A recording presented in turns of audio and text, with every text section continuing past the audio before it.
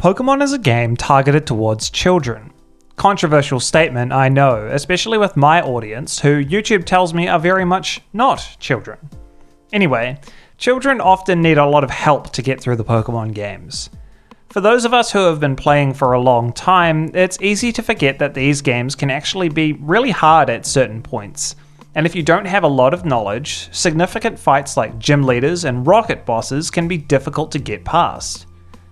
But good news, the developers have a long-standing design principle that enables players to get past these deadlocks if they look around a little bit. I'm talking about the areas around certain gyms and cities that have wild Pokémon that counter that gym leader's type. Let me give an example to be really clear. In Vermilion City, the gym leader Surge uses electric-type Pokémon, which have a singular weakness, ground types. The Pokémon that are obtainable up until this point are predominantly bugs, normal, and flying types, which typically do not do that well against the likes of Surge's Raichu.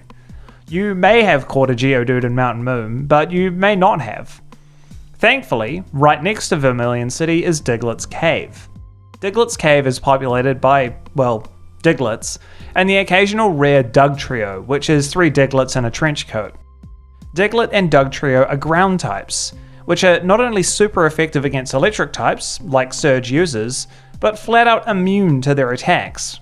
Intrepid players who are struggling with the gym can catch one of these Pokémon and use them to get past Surge without issues, thanks to the breadcrumbing from the developers. I think this particular example is great for a few reasons. Surge uses fast electric types, meaning outspeeding them is difficult using these starters or other Pokémon available up until this point. Diglett and Dugtrio almost perfectly counter them. They are immune to electric type attacks, they have high attack and speed stats, meaning that they can hit hard and, more importantly, first. However, they're kind of annoying to catch, and at the levels that they can be found, can actually pretty easily KO a player's party in the process if something goes badly. The player has to work to get them, but is greatly rewarded if they put in the effort.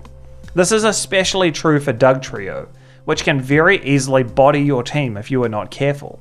I think this design philosophy is one of the most consistently excellent ideas in Pokémon, and makes things like a baton pass challenge viable. Many of you would have just listened to me talking about Surge and Diglett's Cave and tuned me out for stating the extremely obvious.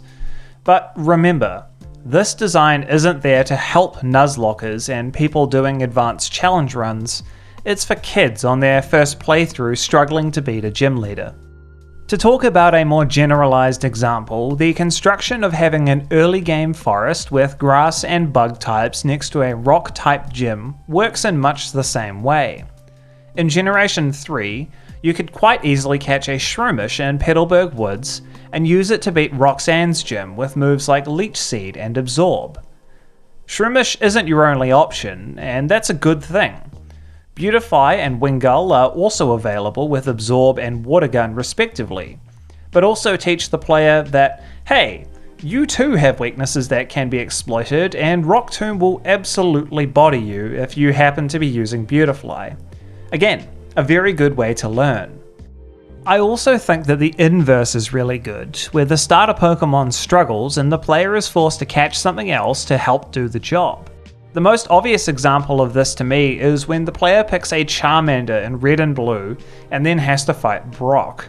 Mashing Scratch won't help you, and Ember, while playing against a weak special stat in Onix, does barely anything. The message is clear: Basic Force will not suffice for this fight. The options for getting past? Actually very limited.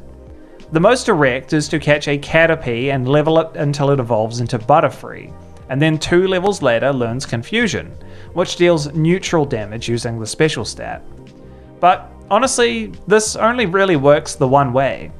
Yes, the player learns that Rock resists fire and normal moves, but isn't really given any good alternatives to deal with rock types as they are with Surge and Vermilion. Butterfree works, but it takes a really long time to get a Caterpie to level 10, and about as long to level the Butterfree to 12 so it learns Confusion. The other alternative is kind of contrary to the lesson. You can level Charmander in the forest pretty quickly with Ember, and then just spam that against the rocks to win the fight, dealing half damage each turn. It's cheesy, and not really in the spirit of teaching type effectiveness well.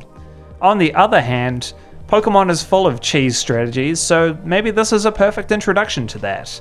Life ain't fair and all that jazz.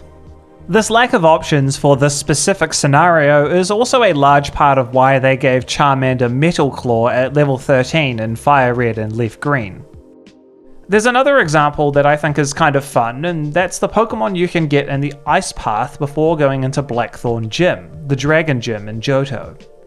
This is kind of a strange example, since the game kind of bait and switches you.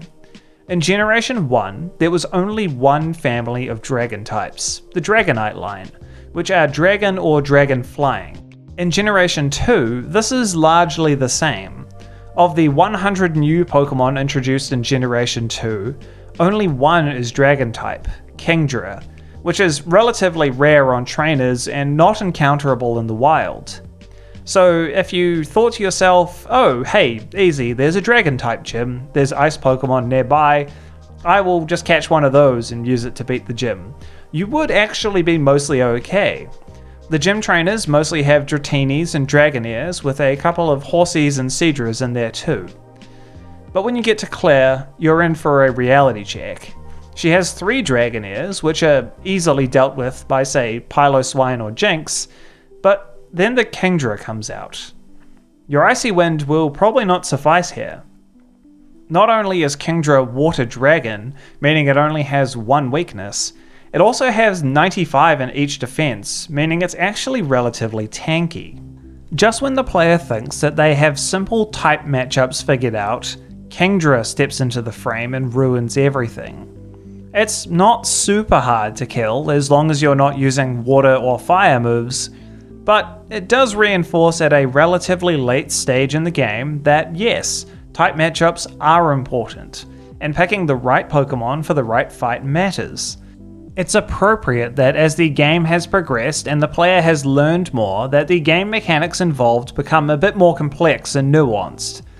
Even if it is the same subtle messaging of, hey, Dragon Gym ahead, perhaps pick up one of these nice Ice-type Pokemon to help out a bit.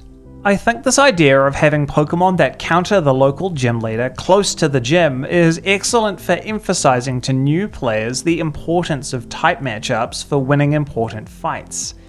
You may be able to mash your way through grunt fights and beat campers just by blasting your strongest move, but not where it matters when the badge is on the line. Again, I know that I am stating the obvious, but for new players, this is important. No, you can't just catch a team of Rattatas and stroll your way through the game spamming normal type moves. You need to be cognizant of types and their weaknesses and strengths. I have in the past blasted Pokemon for not doing enough to teach players how the game works, but this is one area where a more subtle hand works quite well. Not only that, the sense of discovery and excitement at catching a wild Pokemon and using it to immediately beat a boss is really fun, I think. I also think it's good that this type of game design isn't necessarily ubiquitous, and there's a nice balance between placing Pokemon near gyms that beat the leader and having some more environmental storytelling with the opposite.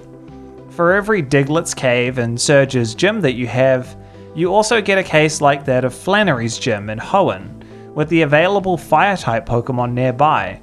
It makes perfect sense that a gym leader living next to a volcano would use Fire types, not Grass or Ice types.